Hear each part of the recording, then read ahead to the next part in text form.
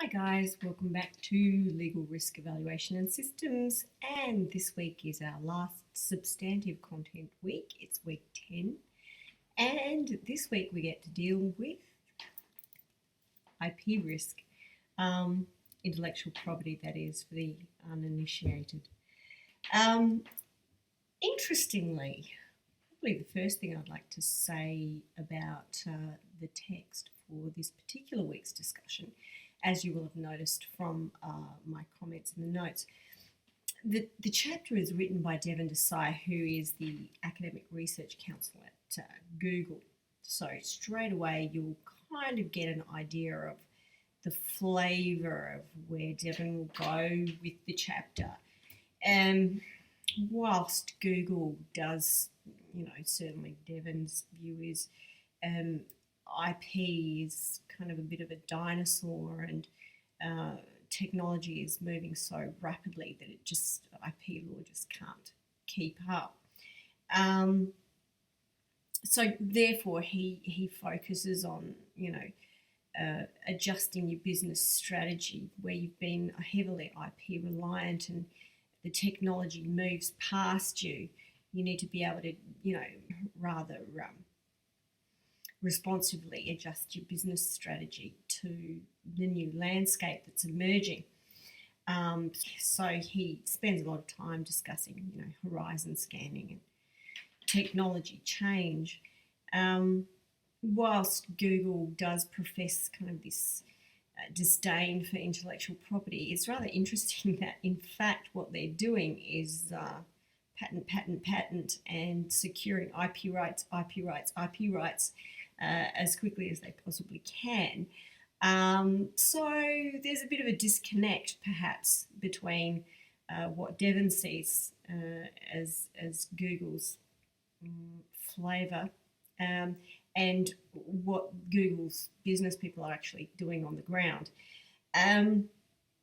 So I have given you a suite of other resources to have a look at in terms of, the intellectual property risk that is posed for organisations. And here I think the resources from the Create guys are very, very good, and I would highly recommend those.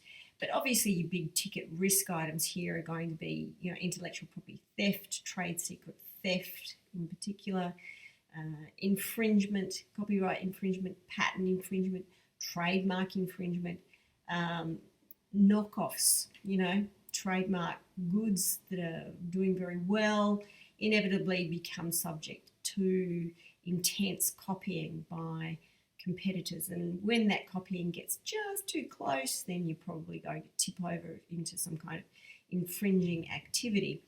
There can be a huge cost to an organisation that doesn't effectively secure its intellectual property, that doesn't manage its intellectual property, and that doesn't watch the market for what other people are doing that might step on its intellectual property. As I say in the notes, there was one survey done where more than half of the business managers suggested that loss or theft of their intellectual property rights had caused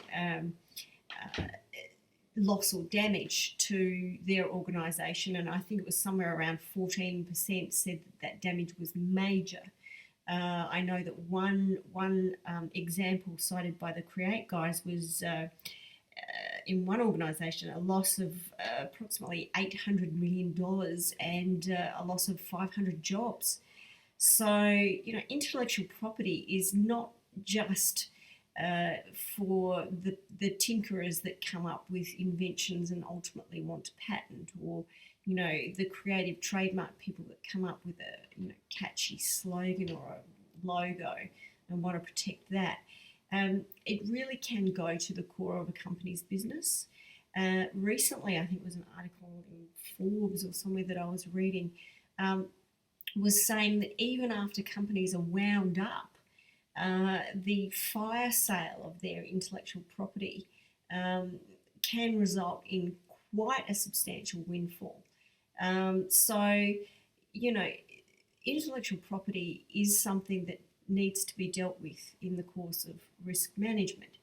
Now, I will leave you to explore the resources at your leisure.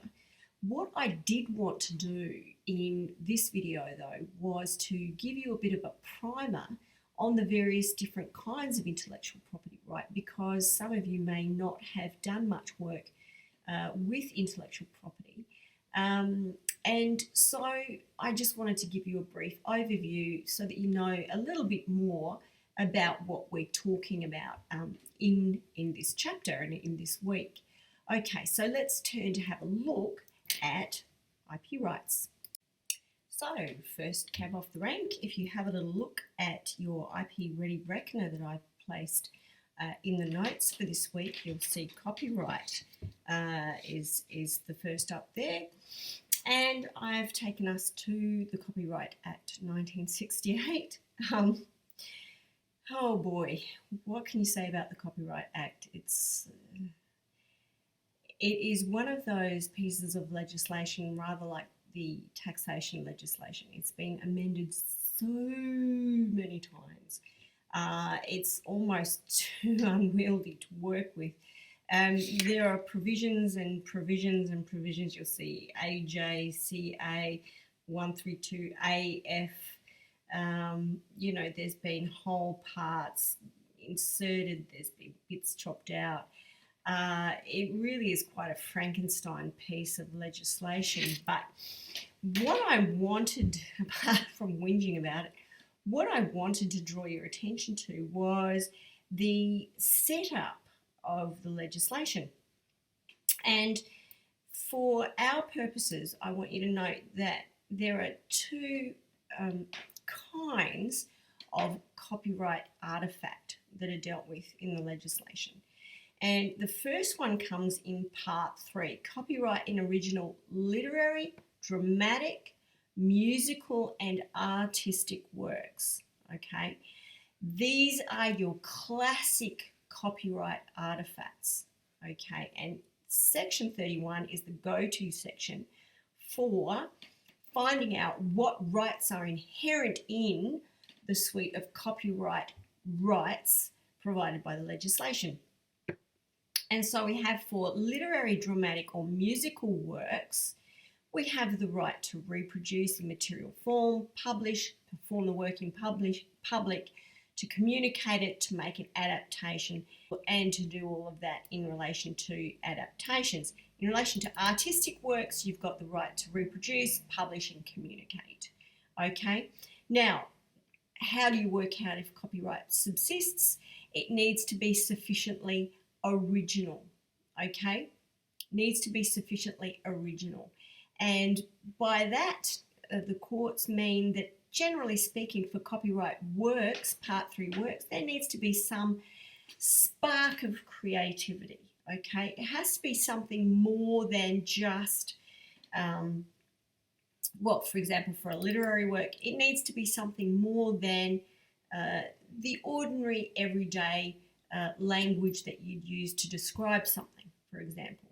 So there was a case called Sullivan and F&H, and in that case, some people were trying to protect a heading of a review article that was written about a fairly average resort. And the heading was, "The Resort That Offers Precious Little." And the question was, would copyright protect that kind of heading? Or really was it just ordinary parlance, and copyright protection in that situation would not be appropriate because it would fence off that little part of the English language that really should be left free for everybody to use. And in fact, it was held that no, copyright wouldn't inhere in that heading because it wasn't sufficiently original. Similarly, Exxon, the renowned oil company, tried to protect its name, Exxon, under copyright law, interestingly, rather than trademark law. And again, the court held, yes, it's a fancy word, but it's not sufficiently original to constitute a literary work. Something more is intended by way of authorship than just coming up with a new name. That's really the domain of trademark law. So there are your Part 3 works, and then I'll skip back to the table here. Part 4 is your other category of copyright artifacts, and these are copyright in subject matter other than works. That's a cack-handed way of saying other stuff apart from the usual classically protected copyright works. And here we have, you can see a little collection of works that, well, don't really fall into that classical scenario, but have been developed since, the early days of literary works and musical works, and still deserve some form of protection. So you've got sound recordings, films, TV broadcasts, sound broadcasts, and I always call this the little brother, kind of unappreciated published editions of works. So they are your other class of protectable copyright artifacts. And then further on down the track, you will see, here we go, Part 9, Moral Rights of Performers and Authors of Literary, Dramatic, Musical or Artistic Works and Films. So you have that suite of classical copyright artifacts as well as the Part 4 films. And moral rights, as you'll see here, are conferred on individuals. They're an interesting little beastie, inherited principally from Europe. But what you have here are a suite of rights really that are separate to the usual economic rights that you get, the right to reproduce and communicate to the public and to publish and so forth. So you've got the right to be identified as the author. You have the right of attribution of performership if you're a performer. You have the right not to have your work falsely attributed, okay? And you have the right of integrity of authorship. And this one comes about rather interestingly. For example, if I've created a lovely piece of artistic work, perhaps a statue, and it says something about my perceptions of the tender-hearted nature of love, and then the person buys my statue and I think, great, it's going to a good home, and then all of a sudden I find that it's on display in the toilets of a large department store. Now, placement of my artwork, given its theme and intention, in that kind of situation may well be called derogatory treatment of my work, against which I can object. And it's rather interesting. There was an article on Twitter not very long ago about the very famous bull that's situated in New York, just up from Wall Street, meant to represent, economic power and, all of that stuff that goes along with Wall Street. And interestingly, there was a little statue that's just been placed up, I think in March of this year, of a little girl that's only about 2 foot tall, defiantly standing in front of the bull. And it was placed up, I think, for International Women's Day. It's just been left there.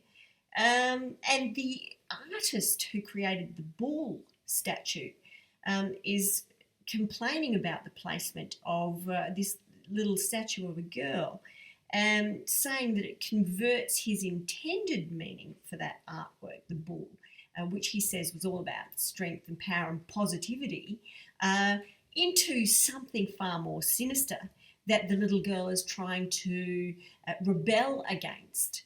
And the author of the article was frantically searching around for any form of infringement, copyright infringement that might be raised against the people that placed up the statue of the little girl.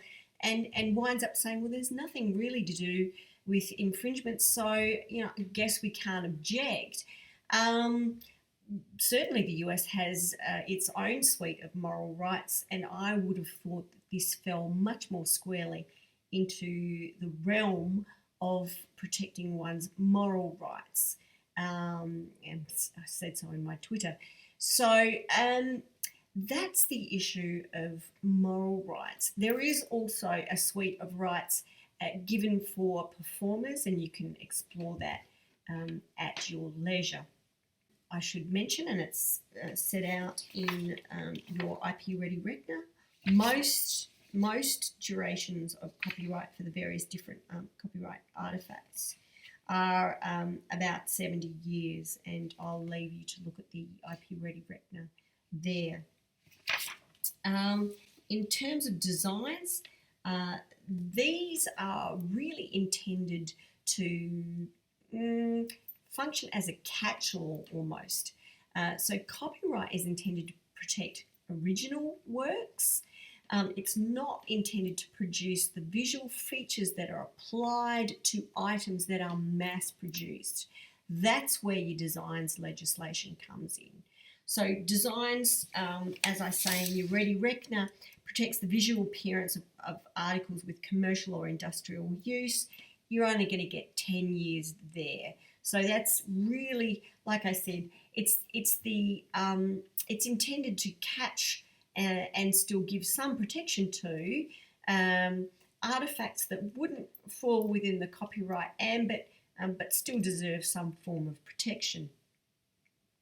In terms of patents, we get a 20-year term, and the exclusive rights that you get once your patent has been granted are economic rights through and through, to exploit the invention and to authorise somebody else to exploit. What do patents require? Patents require, here we are, section 18, a manner of manufacture. That is our little test for patentable subject matter. And under the NRDC case held in 1959 by the High Court, we need to have an item that is some form of artificially created state of affairs, so there has to be human intervention, in an area of economic endeavour. Okay, so patents are very squarely about economics of invention, okay? Protecting your investment in what you have created. And the manner of manufacture phrase has been with us for around 400 years now.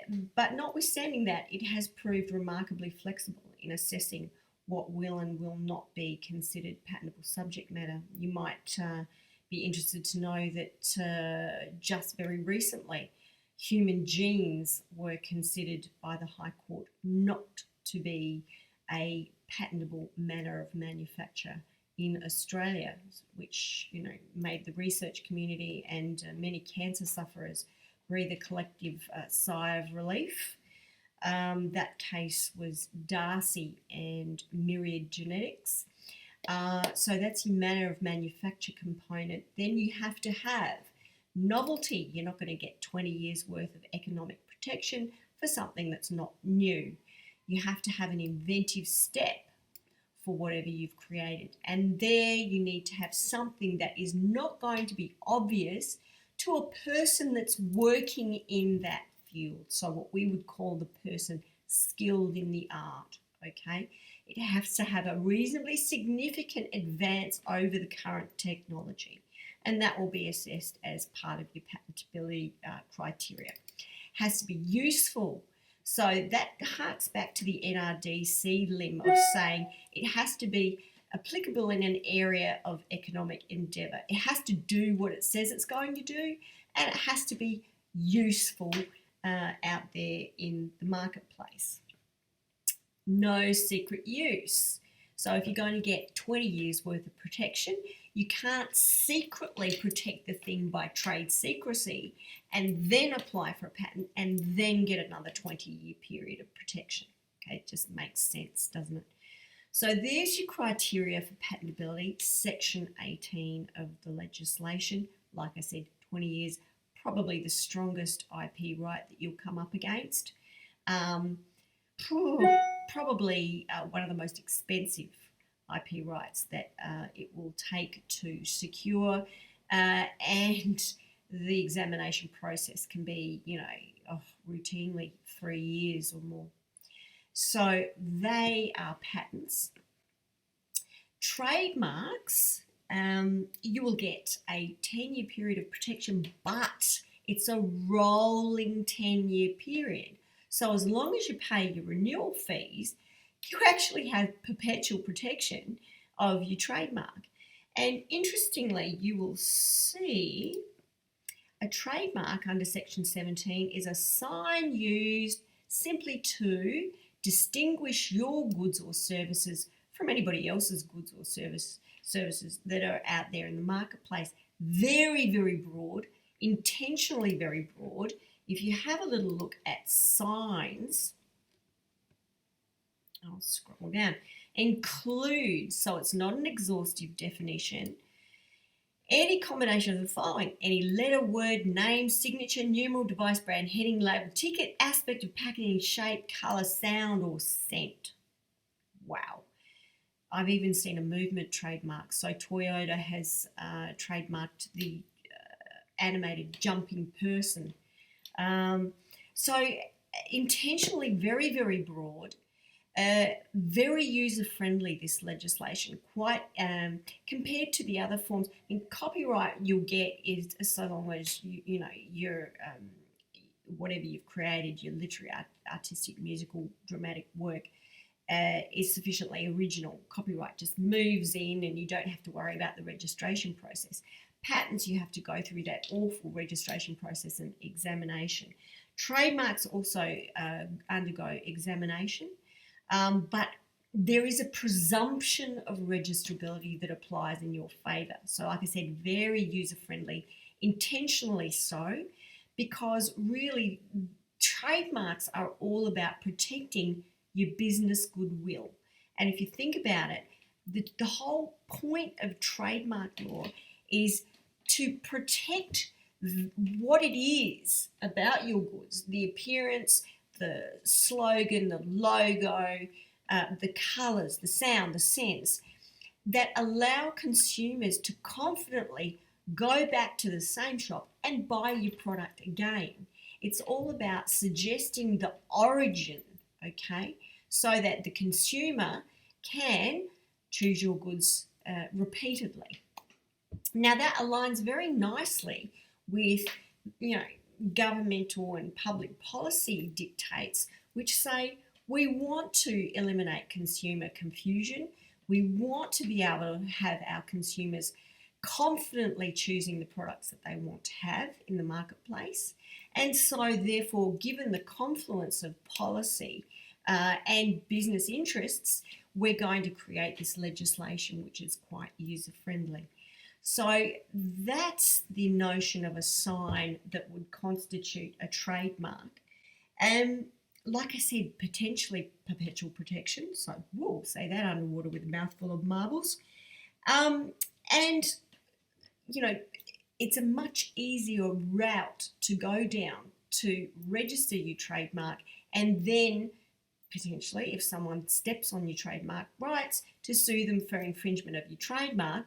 Then it's going to be to actually have to turn around and sue somebody for, the tort of passing off, for example, or under Section 18 of the Australian Consumer Law for misleading or deceptive conduct. Often you will get a misleading or deceptive conduct argument thrown into trademark litigation as an alternative basis. And it is also swept into the trademark legislation in a number of areas where the test for infringement is whether or not the alleged infringer's use of their sign would be substantially identical or deceptively similar. And so you have again that confluence of interests. You know, you've got trademarks protecting the business owner, you've got the Australian consumer law protecting the consumer, and you have that use of deception as the benchmark there, which, like I said, does make trademark litigation very open to use in the alternative of the Australian consumer law. So that's trademarks. Confidential information involves, you know, if you want to keep your secret source, as they say in the create resources, or you know, your technology under wraps, but still market it, well, you're going to have to take steps to ensure that the secrecy is preserved, notwithstanding your release onto the market. You're going to have to try and work around those industrious little people that like to reverse engineer things. You're going to have to also take you know, protective measures in your organisation. You're going to need to look at perhaps encrypting files, passwording files. You're going to have to look at perhaps physical protections like swipe cards to get into a certain area. All of these things will be required if you're going to keep your invention or your mixture or process or whatever it is that you've created a secret, and not go through any of the other legislative institutions of IP. Protecting your trade secrets is going to be by way of the equitable action for breach of confidence. Very difficult action to succeed in. More often than not will fail, often on the limb that requires that the confidential information be sufficiently confidential. So you haven't actually done enough in terms of those protective measures that I was talking about just before, to keep the confidential information confidential. Or it may well be found to be part of, and often it's the ex-employee that's the defendant, often it will be found to be part of that ex-employee's new common stock of knowledge. So you just can't separate it from what they already know, and you can't injunct against its further use. So that's a very brief world tour of intellectual property. I hope you've found our little brief tour of some use. But if you need further clarification or you have any queries, like I always say, drop me an email or post something up into the forums. Hope you enjoyed the video. If you did, give it a big thumbs up and subscribe. And thank you guys for watching. I hope to catch up with you in a Zoom session sometime soon. Thanks, guys. Bye.